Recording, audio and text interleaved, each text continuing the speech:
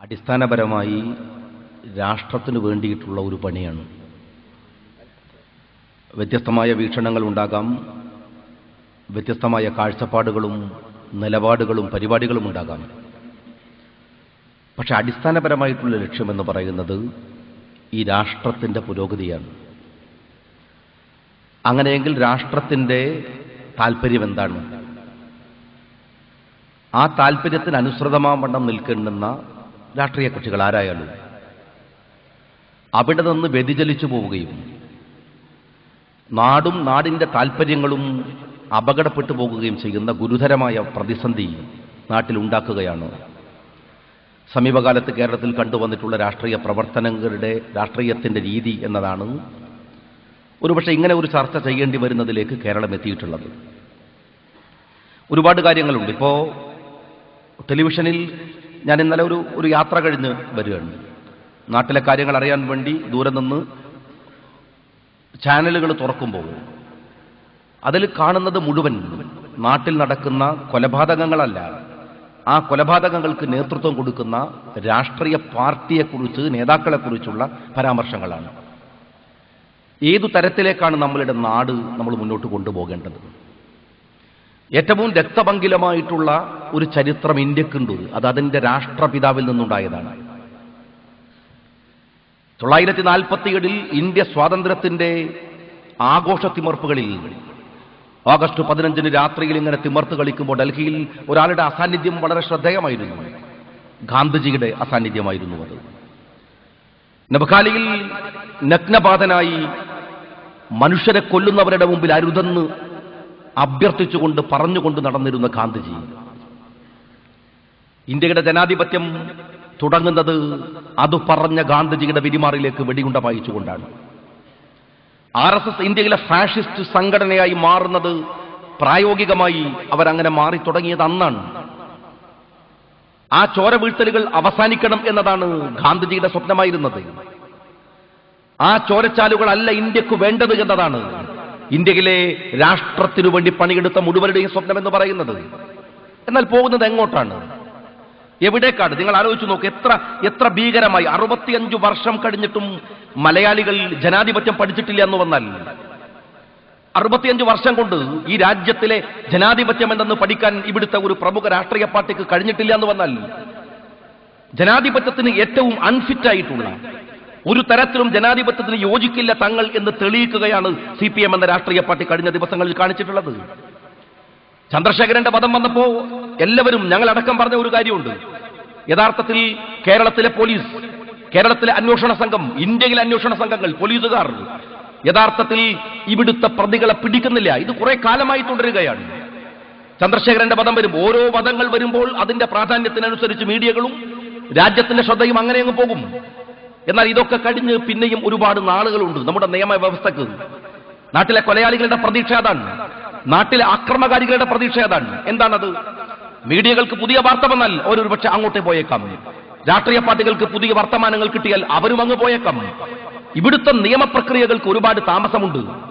എത്ര കൊലപാതകങ്ങൾ എന്തായിരുന്നു നിങ്ങൾ ആലോചിച്ച് നോക്കുക. എത്രമേൽ ഭീകരമായ കൊലപാതകങ്ങൾ, എത്ര പേരുണ്ട് തടവുകാർ, ശിക്ഷിക്കപ്പെടുന്നവർ എത്ര പേരുണ്ട്?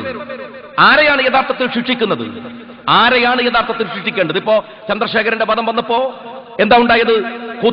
കൊത്താൻ ഉപയോഗിച്ച ആയുധം പിടിച്ചു, കത്തി പിടിച്ചു, വെട്ടിയ വാള് പിടിച്ചു, ആയുധങ്ങൾ, ഉപകരണങ്ങൾ പിടിച്ചു എന്നാണ്. രണ്ടാമത് പിടിക്കുന്നവരെ കുറിച്ച് പറയുന്നത് പ്രതിയെ പിടിച്ചു എന്നാണ്. അല്ല, അവിടെയല്ല പ്രതികളുള്ളത്. വെട്ടാൻ ഉപയോഗിച്ച വാള് പോലെ തന്നെ വെറും ഉപകരണം മാത്രമാണ് വെട്ടുന്ന ഇന്നത്തെ കൊലയാളികളും. എന്നാൽ കൊന്നവൻ എന്ന് പറയുന്നത് പാർട്ടി ആഫീസിൽ വെച്ചോ മറ്റെവിടെയെങ്കിലോ വെച്ചോ ഈ രണ്ടായുധങ്ങളും പറഞ്ഞുവിടുന്ന യഥാർത്ഥ കൊലയാളിയാണ്. അവർ പക്ഷേ താമസിക്കുന്നത് പലപ്പോഴും നിയമസഭക്കകത്താണ്. അവർ പലപ്പോഴും താമസിക്കുന്നത് രാജ്യത്തിലെ നിയമത്തിന്റെയും വ്യവസ്ഥയുടെയും മുകളിലാണ്. അത്തരത്തിലുള്ള രാഷ്ട്രീയ നേതാക്കന്മാരെയും നിയമസഭക്കകത്തായാലും പുറത്തായാലുമുള്ള കൊലയാളികളെയും കൊണ്ടുവരാതെ, പിടിക്കാതെ രാജ്യത്തിലെ ഏതു കൊലയാണ് അവസാനിക്കുക? ഒരുപക്ഷെ ചന്ദ്രശേഖരന് ശേഷം സമീപകാലത്ത് കൊലപാതകം നടന്നില്ല എന്ന് വരാം. യഥാർത്ഥത്തിൽ ഇവിടെ പിടിക്കപ്പെട്ടു എന്ന് പോലീസ് ഇപ്പോഴും പറയുന്നത് പ്രതികളെയല്ല, ടൂളിനെയാണ്, ഉപകരണങ്ങളെയാണ്.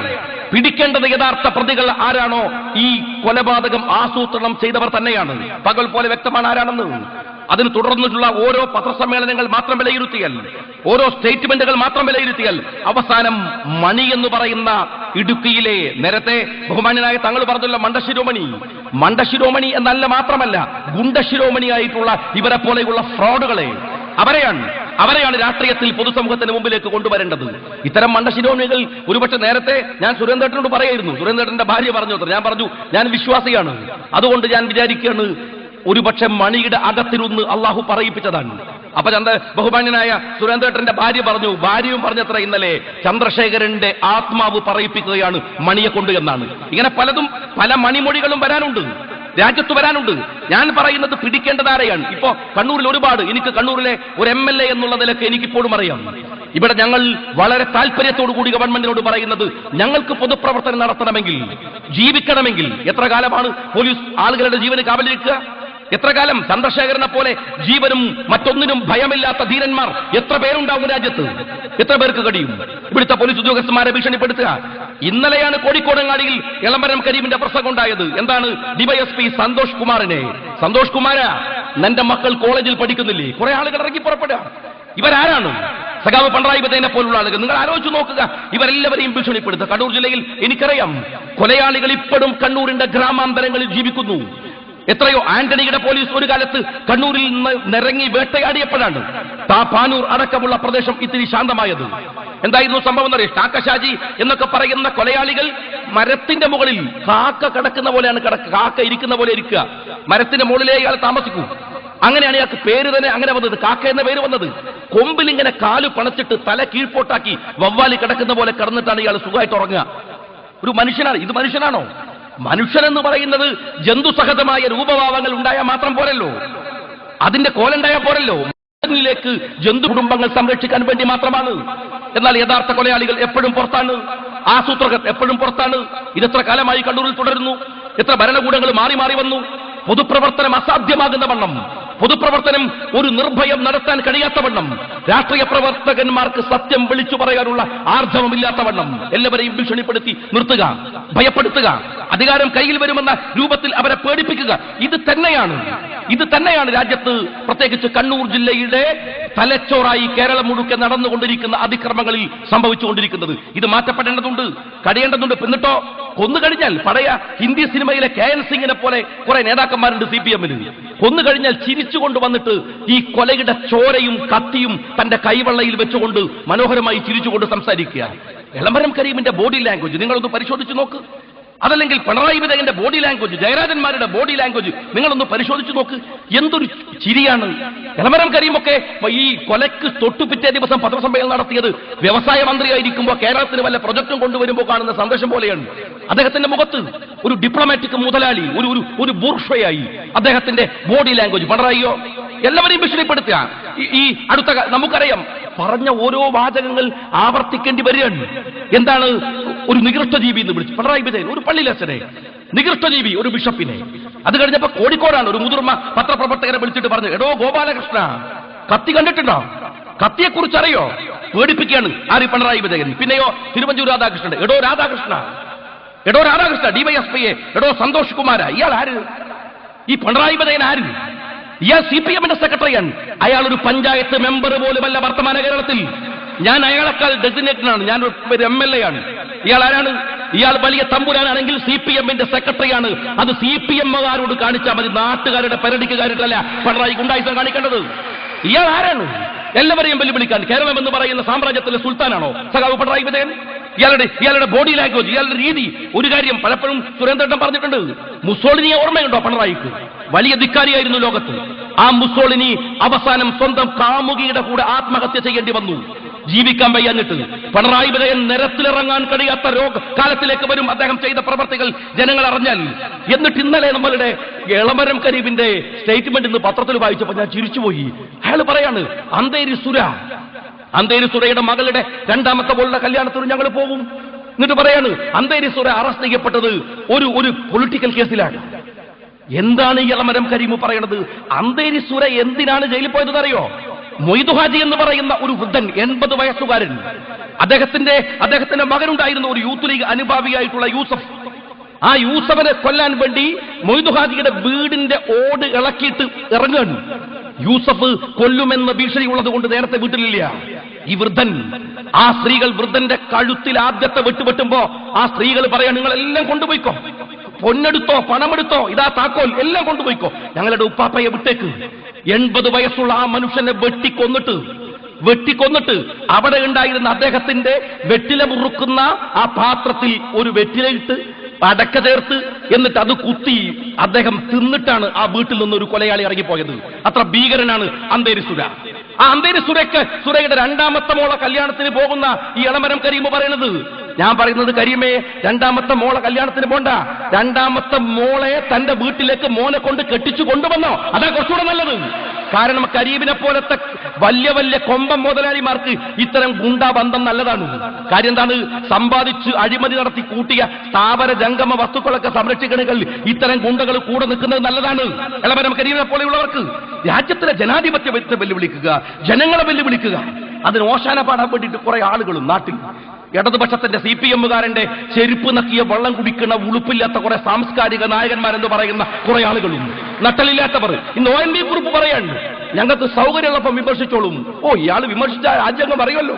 സഖാ ONV, നിങ്ങൾ മനസ്സിലാക്കണം, നിങ്ങൾ CPM ഒരുപക്ഷെ നിങ്ങൾക്ക് പല ഫേവറും ചെയ്തിട്ടുണ്ടാവാം, എന്നാലും നിങ്ങൾ കവിതയിൽ പറയുന്ന മനുഷ്യത്വത്തിന്റെ ഒരു നേരിയ അംശം ജീവിതത്തിൽ ഉണ്ടാകുമെന്ന് ജനങ്ങൾ ധരിച്ചു പോയത് കൊണ്ട് പറഞ്ഞതാണ്, അങ്ങനെ വിമർശിച്ചതാണ്. മുകുന്ദനെ പോലെയുള്ള ചെരുപ്പ് നക്കികൾ ഇത്തരം സാംസ്കാരിക നായകന്മാരെ തിരിച്ചറിയാൻ കൂടെ ഈ സമൂഹത്തിന് കഴിയണം എന്നാണ് ഞങ്ങൾ പറയുന്നത്. എന്തൊക്കെ എന്നിട്ട് പിണറായി അണികളെ പ്രകോപിപ്പിക്കുകയാണ്. എന്താ പ്രകോപിപ്പിക്കുന്നത്? നിങ്ങൾ തീപ്പന്തമാവണം.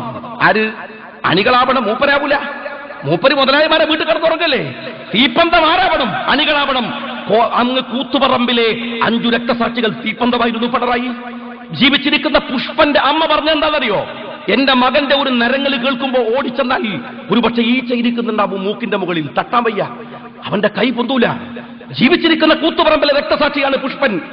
ആ പുഷ്പൻ ഒരു തീപ്പന്തമായിരുന്നു. ആ പുഷ്പന്റെ കൈ പൊന്തൂല. ഞാൻ നിയമസഭയിൽ പറഞ്ഞു, കൈ പൊങ്ങാതിരിക്കുന്നത് ഭാഗ്യല്ലേ പിണറായി? കൈ എങ്ങാനും പൊന്തിയാൽ ആദ്യത്തെ അടി പിണറായിന്റെ ചെവിക്കുട്ടിട്ടായിരിക്കും, അല്ലേ? അതിനുശേഷല്ലേ സ്വാശ്രയ സ്ഥാപനങ്ങൾ കേരളക്കരയിൽ മുഴുവൻ ഇയാൾ കൊണ്ടുവന്നത്? ആരാ തീപ്പന്തമാവേണ്ടത്? നിങ്ങൾ മനസ്സിലാക്ക്.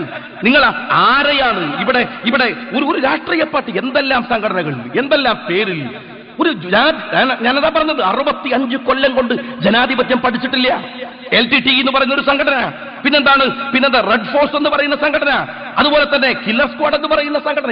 ഞാൻ വിദേശയാത്ര കഴിഞ്ഞ് ഇന്നലെ വന്നത്, അവിടെ ചെന്നപ്പോ ഒരു ലീഗ് അനുഭാവമുള്ള ഒരു മുതലാളി, ഞാൻ അയാളോട് ചോദിച്ചു, നിങ്ങൾ ഈ പലപ്പോഴും പിണറായിയും കൊടിയിലൊക്കെ തിരിഞ്ഞു കളിക്കുന്നത് എനിക്കറിയാം, ഇയാളുമായി ബന്ധപ്പെട്ട് ഞാൻ ചോദിച്ചു, നിങ്ങളെപ്പോലുള്ള ആളുകളല്ലേ ഇത്തരം ഈ അപകടകാരികളെ വളർത്തുന്നത്? അയാൾ എന്നോട് പറഞ്ഞു, ഷാജി നിങ്ങൾക്ക് അതൊക്കെ പറയാം, നിങ്ങൾ ലീഗുകാരുടെ കൂടെ വന്നിട്ട് എന്ത് കിട്ടാനാണ്? ഞങ്ങൾ മുതലാളിമാരാണ്, ഞങ്ങൾക്ക് വല്ല കുഴപ്പവും പ്രശ്നങ്ങൾ ഉണ്ടായാൽ ഒരുത്തനെ അടിക്കാനും കൊല്ലാനും വേണമെങ്കിൽ അതിന്റെ ആള് CPM-ലെ ഉള്ളുന്നാണ്, അവരെ കിട്ടുന്നാണ്. ഇവിടുത്തെ മുതലാളിമാർക്കും ഗുണ്ടകൾക്കും മാഫിയകൾക്കും അവരുടെ സ്വത്തും കുടുംബവും സംരക്ഷിക്കാൻ വേണ്ടിയിട്ട് ഇത്തരം ആളുകൾ റിക്രൂട്ട് ചെയ്യുന്ന ഏജൻസിയായി CPM മാറുകയാണ്.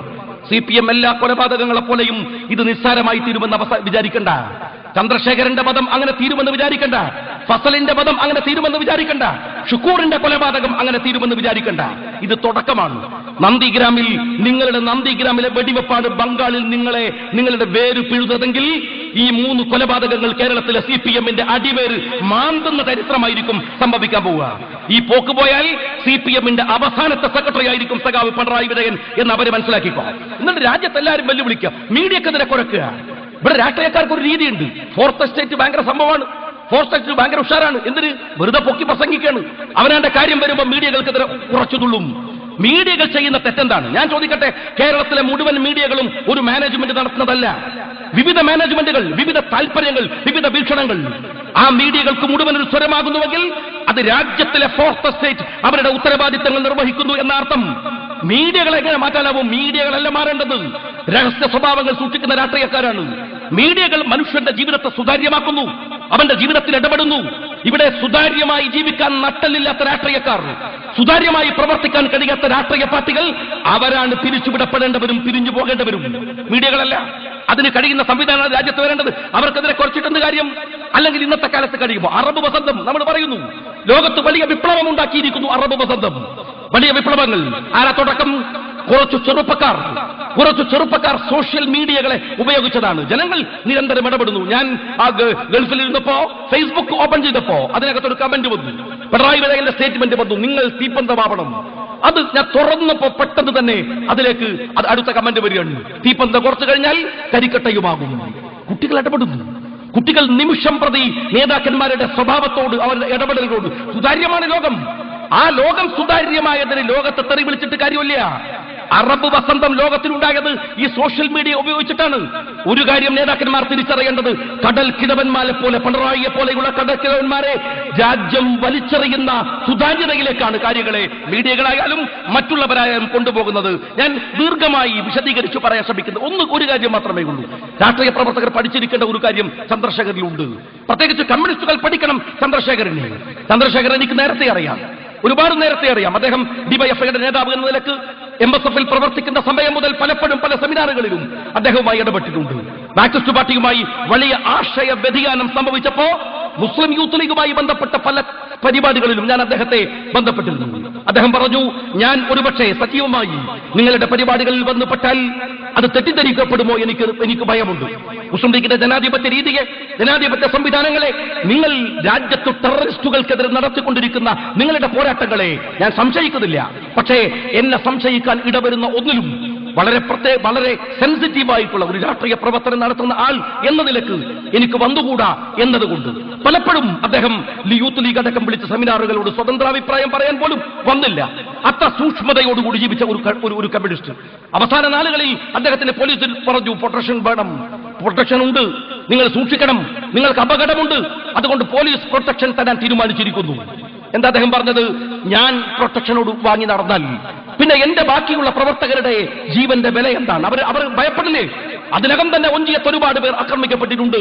അവർക്കില്ലാത്ത പ്രൊട്ടക്ഷൻ, അവർക്കില്ലാത്ത സംരക്ഷണം ഞാൻ എന്തിനു വാങ്ങണം എന്ന് മാത്രമല്ല, ചന്ദ്രശേഖർ അവസാനത്തെ നാളുകളായപ്പോ തന്റെ സഹപ്രവർത്തകരോട് പറഞ്ഞു, ബൈക്കിൽ കയറരുത്, എന്റെ കൂടെ വരരുത്. പലരും തെറ്റിദ്ധരിച്ചു, എന്താണ് ഇയാൾ ഒരു അഹങ്കാരത്തോടു കൂടി പറയുന്നതാണോ? ചന്ദ്രശേഖർ പറഞ്ഞു, അല്ല, ഏത് നിമിഷമാണ് ഞാൻ വെട്ടപ്പെടുകയെന്നറിയില്ല, ഏതു നിമിഷമാണ് ഞാൻ കൊല്ലപ്പെടുകയെന്നറിയില്ല. എന്റെ കൂടെ ഒരു സാക്ഷി അവർ ബാക്കി വെക്കില്ലല്ലോ, എന്തിനാണ് നിങ്ങളുടെ ജീവൻ കളയുന്നത്? എന്റെ കൂടെ വരേണ്ട. രാജ്യം മനസ്സിലാക്കേണ്ടുന്ന രണ്ട് മുഖങ്ങളാണ്, ഒന്ന് ചന്ദ്രശേഖരന്റെതും മറ്റൊന്ന് പിണറായിയുടേതും. തന്റെ കയ്യിൽ വെടിയുണ്ട കൊണ്ടു നടക്കുന്ന പിണറായി വിജയൻ മാത്രമല്ല, കോഴിക്കോട്ടെ ഹിസ്റ്ററി എക്സിബിഷൻ ഉണ്ടായിരുന്നു. മാർക്സിസ്റ്റ് പാർട്ടി കോൺഗ്രസിനോടനുബന്ധമായ ചരിത്ര സമ്മേളനം. ആ ചരിത്ര പ്രദർശനം, അതിനകത്ത് സഖാവ് പിണറായി വിജയനും ഭാര്യ കമലയും കുട്ടികളൊക്കെ ഇങ്ങനെ പോവുകയാണ്. പേരക്കുട്ടി പിണറായി വിജയന്റെ തോളിലിങ്ങനെ കിടക്കുകയാണ്. പെട്ടെന്ന് കുട്ടി വല്ലാതെ കരയാൻ തുടങ്ങി. ആളുകൾ ഇങ്ങനെ അപ്പുറത്തും വെള്ളമൊക്കെ കൊണ്ടുവന്ന് സിൽവതി എന്താണ് മുതലാളിന്റെ പേരക്കുട്ടി കരയാണ്, അപ്പൊ വെള്ളം കൊടുക്കണമല്ലോ. പാഞ്ഞ് അവിടുന്ന് സാധനം കൊണ്ടുവന്ന് കൊടുക്കാൻ നോക്കും. പിണറായി പറഞ്ഞു, അതുകൊണ്ടൊന്നുമല്ല, അവന് ചൂട് ശീലല്ല, AC മാത്രമേ പറ്റൂ. ആരുടെ? പിണറായിയുടെ പേരക്കുട്ടിക്ക് AC മാത്രമേ ശീലുള്ളൂ.